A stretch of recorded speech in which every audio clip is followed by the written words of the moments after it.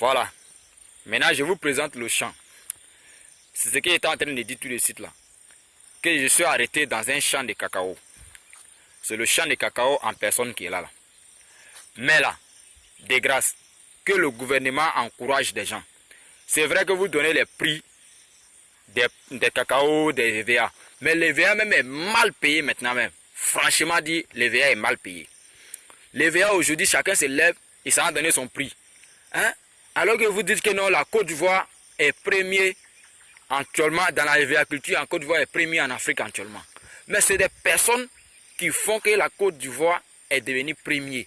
Alors si la Côte d'Ivoire est devenue premier dans la EVA culture, dans quoi que ce soit, il faut que aussi là, vous n'avez qu'à aider les planteurs pour que les planteurs soient heureux, pour qu'ils puissent continuer à travailler. Il y a des pauvres parents qui sont aujourd'hui, qui sont dans les campements, ils ont les champs, ils ne savent même pas comment il faut faire. Et moi, je vais vous montrer quelque chose. Aujourd'hui là, c'est ça là que les parents prennent pour travailler. Vous voyez ça? Ça là, si vous connaissez, on appelle ça machette. C'est ce qui est utilisé aujourd'hui dans les champs pour faire les champs. Hein? C'est ce qui les parents prennent aujourd'hui pour faire les champs.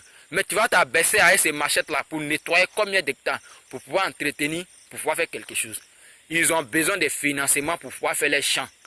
Rentrer dans les villages et rentrer dans les campements et chercher à savoir si c'est ceux qui ont de l'ambition pour pouvoir les aider. Ou pas que vous allez rester à la Riviera, à Cocody, pour donner les investissements à ceux qui ont déjà l'argent. Les ceux qui ont déjà l'argent là. C'est vrai qu'ils en ont besoin, mais ils n'ont pas besoin de ça plus que ceux qui sont au village. Aujourd'hui là, il y a des familles qui mangent une fois seulement dans le jour. Et il y a des gens aujourd'hui, ils vivent le jour au jour. Est-ce que vous comprenez? Donc là, il ne faut pas que vous allez rester là-bas, applaudissez entre vous, donnez ça entre vous. Si la jeunesse aussi doit avoir des emplois, pour des grâces, rentrer dans les coins où les parents sont pauvres, pour prendre les enfants au moins pour leur donner du travail, non seulement donner à les enfants de Cocody, à les enfants de Rivera, parce que déjà là, et les parents là, ils ont déjà l'argent. Et ce que je vais dire après là, si vous voulez mettre quelqu'un au devant de ça là pour faire le recrutement, ou soit qui que ce soit, il ne faudrait pas qu'il prenne sa soeur, sa petite soeur, ses amis et les ceux qui ne sont pas concernés là pour les mettre dedans parce que c'est eux qui y veulent. Parce qu'en Afrique aujourd'hui là, on est très méchant.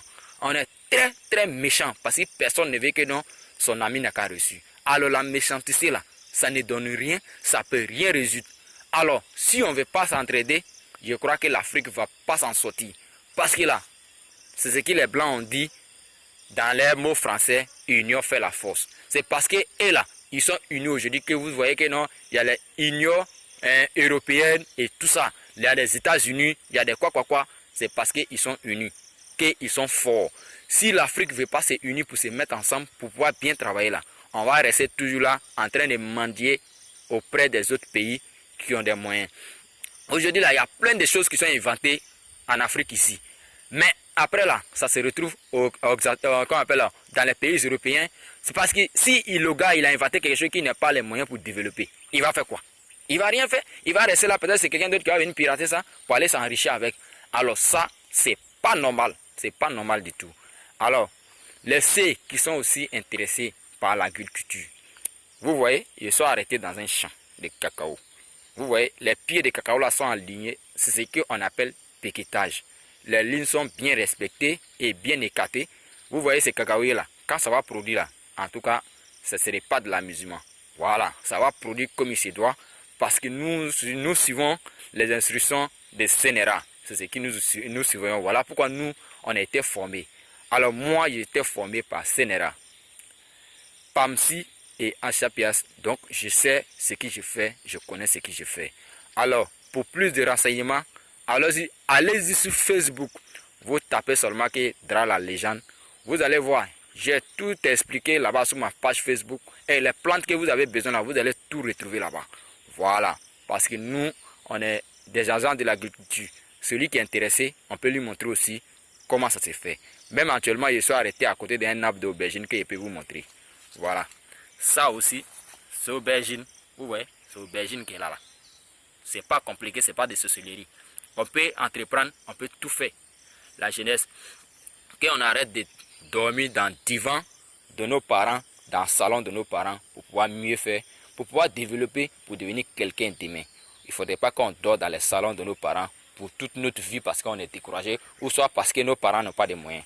Si le parent n'a pas de moyens, là, tu peux te lever pour te débrouiller pour pouvoir donner moyen à ton parent pour le faire riche aussi un jour.